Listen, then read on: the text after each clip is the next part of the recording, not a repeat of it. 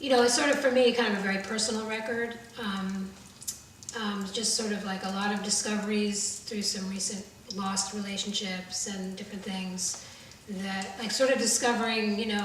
with all of that, like, in the end, like, the most important thing is kind of, like, really realizing, like, the core of who you are, like, that's the real deal, and so, like, Wood and Stone, starting off the record, is kind of just saying, for all the craziness, growing up in my house, which was made of wood and stone,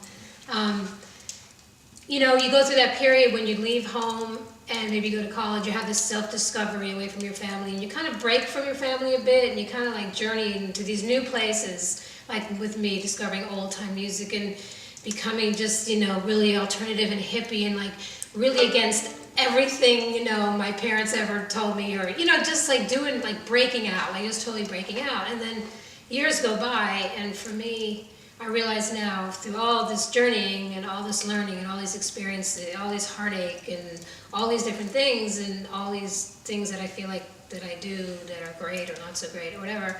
that Wood and Stone, that growing up in that house with all that craziness, like really, in the end, that is the better part of me. Like that is really the core of who I am, that's enabled me to go forth and do what I do, and then to go through these relationships and to come out on top and just to learn from them and to deal with them the way I deal with them. And then, so the record is more personal, I'd say, certainly than maybe some others, but not in a real sophomoric way, and not in a real down way or a real, overly soul-wrenching or, crying the blues or anything like that, It's kind of revelatory in a way.